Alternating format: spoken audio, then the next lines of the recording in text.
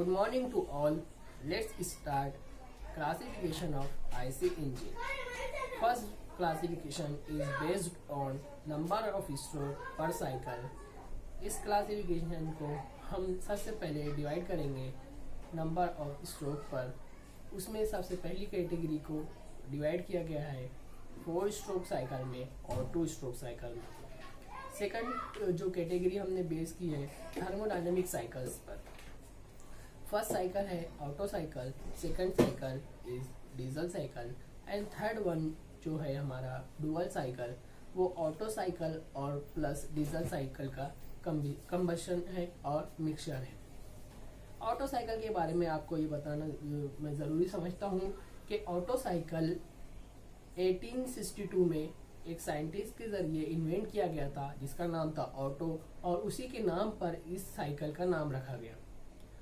दूसरा जो हमारा साइकिल है डीजल साइकिल, यह भी डीजल नाम के साइंटिस्ट के नाम पर रखा गया है। और जो थर्ड साइकिल है वो डुअल साइकिल ऑटो साइकिल और डीजल साइकिल का मिक्सचर है। जो दोनों का बेनिफिट है उसमें ऐड किया गया है और दोनों का जो डिसएडवांटेज है उसमें से रिमूव करने के लिए ये साइकिल को बनाया गया है। आगे हम क्लासिफिकेशन करेंगे based on number of cylinders. So there may be one cylinder और मल्टी सिलेंडर। सिंगल सिलेंडर भी हो सकता है और मल्टी सिलेंडर भी हो सकता है। आगे हमने क्लासिफिकेशन किया है based on arrangement of cylinder. अब जैसे एक सिलेंडर है तो वो किस तरह से रखा हुआ है, एक से ज्यादा सिलेंडर हो गए, मल्टी सिलेंडर हो गया, तो उसका अरेंजमेंट कैसा है। अब अरेंजमेंट में जो सबसे पहली कैटेगरी आएगी इनलाइन इंजन। इनलाइन में जो मल्टी सिलेंडर होगा वो एक ही शाफ्ट पर एक लाइन में सिलेंडर्स रहेंगे, जैसा कि आप इस डायग्राम को देख सकते हैं स्क्रीन पर। सेकंड जो उसमें कैटेगरी है वी इंजन। वी इंजन में एक क्रैंकशाफ्ट पर एक ही पोलर डायरेक्शन में मल्टी सिलेंडर होंगे, लेकिन वो सम इंक्लिनेशन एंगल पर होंगे। सेकंड टाइप है उसमें रेडियल इंजन। रेडियल इंजन भी वी इंजन की ही एक किस्म है, लेकिन इसमें जो एंगल होता है वो कम और ज़्यादा हो सकता है वी इंजन से। वी इंजन में हम जो एंगल यूज़ करते हैं 60 डिग्री और 90 डिग्री होता है। आगे हमने क्लासिफिकेशन और इसमें ही अरेंजमेंट के बेस पर हमने जो किया है oppose cylinder engine. Oppose cylinder means जो सिलेंडर रहेगा एक दूसरे के अपोजिट डायरेक्शन में रहेगा। जैसा कि वी इंजन को हम 180 डिग्री पर लेंगे तो एक सिलेंडर इस साइड में आएगा और उसी लाइन में दूसरा सिलेंडर इस साइड पर आएगा, और जो क्रैंक शाफ्ट रहेगा वो बीच में रहेगा। यहाँ पर एक क्रैंक शाफ्ट रहेगा और 2 पिस्टन रहेंगे और 2 सिलेंडर रहेंगे। ये जो अरेंजमेंट है ये बहुत ही स्मूथ होता है। इसके अंदर आगे हमने कैटेगरी की है अपोज पिस्टन इंजन। इसमें जो पिस्टन रहेगा वो अपोज डायरेक्शन में रहेगा। ये भी बहुत ही स्मूथली बैलेंस होता है। नेक्स्ट कैटेगरी हमने की है बेस्ड ऑन इग्निशन सिस्टम। अभी हमें पता है कि इग्निशन क्या होता है। इग्निशन ये वर्ड बना है इग्नाइट से।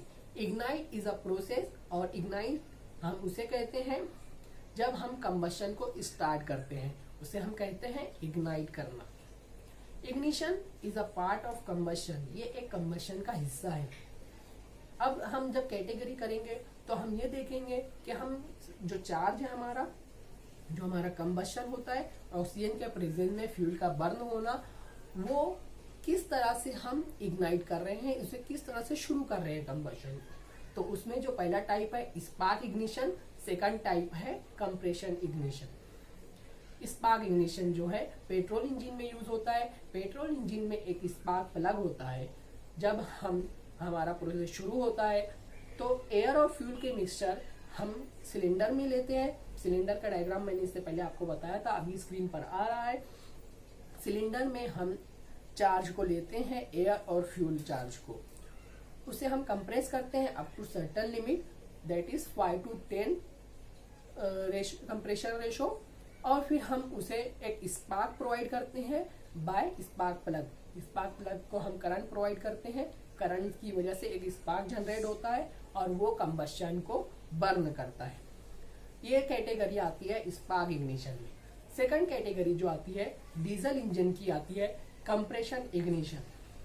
अब इसमें क्या होता है, सिलेंडर के अंदर कंप्रेस्ड एयर होती है और हम प्रेशराइज फ्यूल हम जब सप्लाई करते हैं, कंप्रेस्ड एयर का टेम्परेचर बढ़ते जाता है जैसे जैसे हम उसे कंप्रेस करते हैं। जैसे ही हम प्रेशराइज फ्यूल को हम सिलेंडर के अंदर इंसर्ट करते हैं, इंजेक्ट करते हैं, तो वो जो कंबशन चार्ज है वो बर्न होता है, कंबशन स्टार्ट हो जाता है। कैसे होता है ये, टेम्परेचर राइज होने की वजह से। हम इसे आगे डीप में देखेंगे। अगला जो क्लासिफिकेशन है is based on cooling system, water cooled engine और एयर कूल्ड इंजन। आप लोगों ने देखा होगा जो कार होती है उसे हम वाटर फिल करते हैं क्योंकि वो इंजन बड़ा होता है, हमें वहां पर कूलिंग का रिक्वायरमेंट ज्यादा है, इसके लिए हम वहां पर जो कूलिंग यूज करते हैं, इंजन को कूल करते हैं, वो वाटर के जरिए करते हैं। इसी तरह अब हम जब देखते हैं कि बाइक में आप कभी वाटर का यूज नहीं कर रहे हो, क्यों? क्योंकि बाइक का जो इंजन है वो छोटा है एज कम्पेयर टू कार्स, तो हम यहाँ पर उस इंजन को कूल करते हैं एयर के जरिए। Next classification is based on fuel used.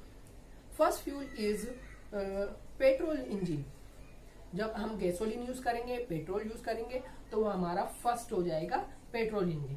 Second is diesel engine, diesel fuel हम यूज करेंगे, वो हो गया diesel engine. Third one is gas engine, जब हम नेचुरल गैस यूज करेंगे, कंप्रेस्ड गैस यूज करेंगे, सीएनजी यूज करेंगे, तो हम उसे कहेंगे gas engine. And fourth one is biofuel engine. Biofuel engine में हम दो तरह के फ्यूल को एक ही इंजन में यूज करते हैं।